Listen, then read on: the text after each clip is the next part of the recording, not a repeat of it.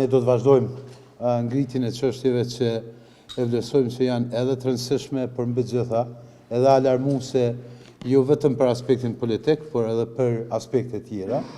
Dhe kjo gjendje jo kushtetuese në cilën e ka fut lëvizja vetëvendosje e Kosovën, ka zinxhir të shkeljeve, pra shkeljet edhe ligjore edhe kushtetuese, edhe financiare janë në zinxhir, pra nuk po ndalen, dhe si tillë sot kemi thirrë konferencën që përmes jush të ngrisim shqetësimin dhe alarmin për zhvatje buxhetore që po i ndodh Kosovës gjatë kësaj periudhe jo kushtetuese.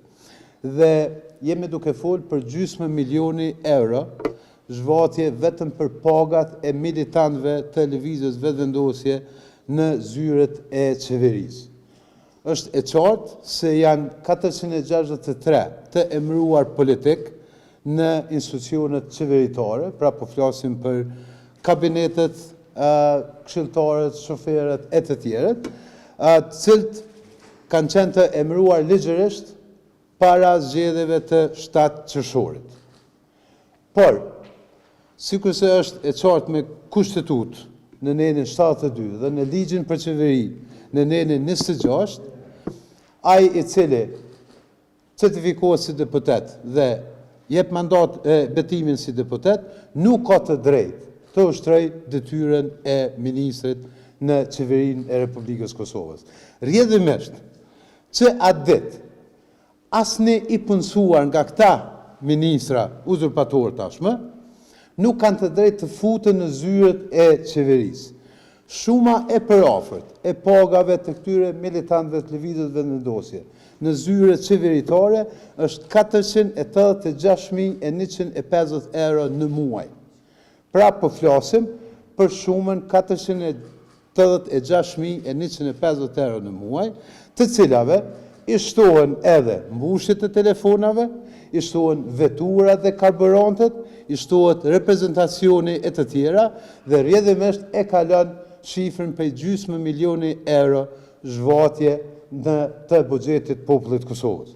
Në aspektin ligjor nuk kanë fare të drejtë, është shkelje flagrante, ata edhe ato s'kanë drejtë fare as të futen në zyret qeveritare, e në aspektin profesional as mos flasim.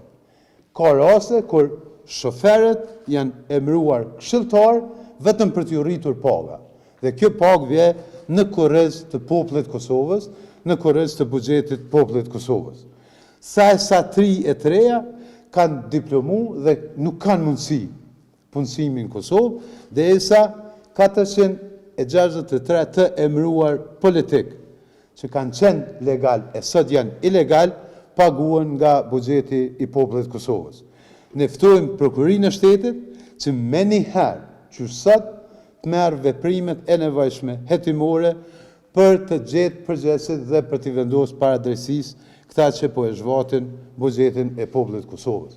Dhe fjalia e famshme e cila po ndodh sot është gjakderdhja financiare. Pra pikërisht këta që kanë ngritur këtë fjali në publik, sot në mënyrë tepër të qartë po bëjnë gjakderdhje financiare në Kosovë.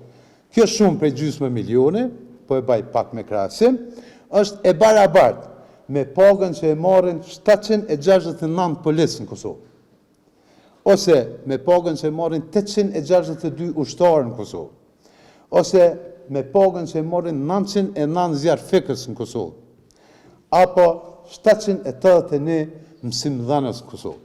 Pra po flasim për një zhvatje të buxhetit popullit Kosovës.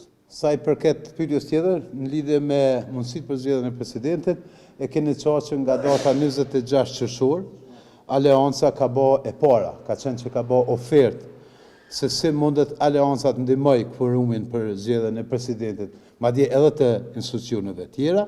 Deri më tash fatkeqësisht s'kemi dëgjuar asnjë fjalë nga ata që e kanë bllokuar Kosovën në lidhje me 6 pikat ose vendimet strategjike e jetike për qytetarët e Kosovës.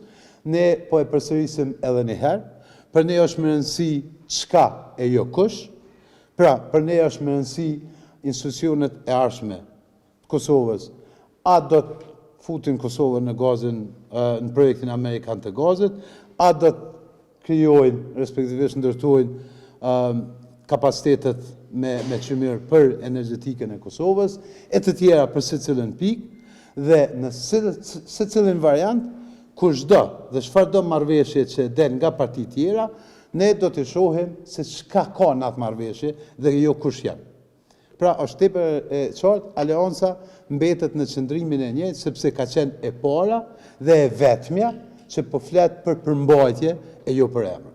Shene e thash edhe këtë fillim, këtë gjendje kushtetuese total është duke sjell zinxhir të shkeljeve, si tilla ato duhet trajtohen dhe do trajtohen veç e veç e një nga një, por se secila, që thuhet e para, vendoset e para, secila temë, secila çështje mbetet e lidhur me gjendjen jo kushtetuese përkatësisht me nevojën që Kosova të kaloj këtë blokadë, e cila, sikurse e kemi thonë më herët, nuk është vetëm çështje kushtetuese, por mbi gjitha është blokadë politike.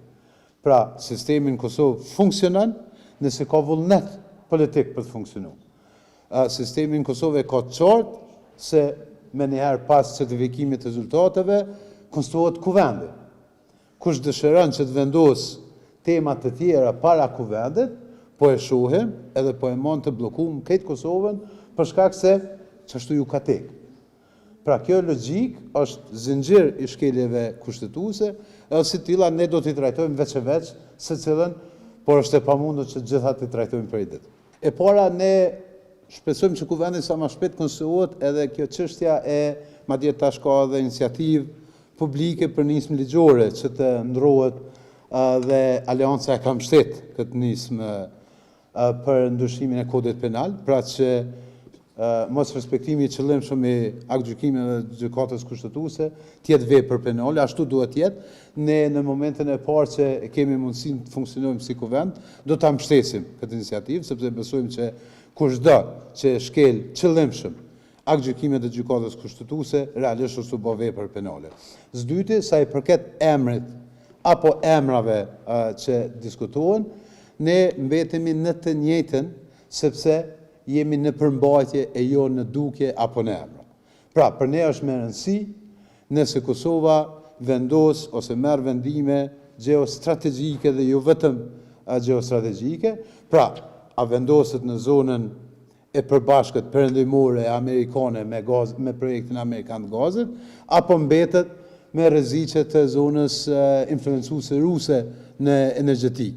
Pra, kjo është për te emrave. Prandaj Aleanca e ka qartësinë më të madhe. As gjëzdum për vete, nuk duam asnjë post dhe asnjë lloj marrëveshje partijake, pra për poste apo për qeveri, duam që Kosova të jetë në rrugë drejt. Dhe nëse Kosova nuk është në rrugë drejt, e këto çështje nuk vendosen brenda asaj marrëveshje, nuk mund ta kenë mbështetjen tonë, sepse ne po flasim për përmbajtje e jo për emra. Tjerët le të flasim për poste, ne nuk po duam poste, ne duam përmbajtje që është ose vendime që janë në të mirë të Kosovës.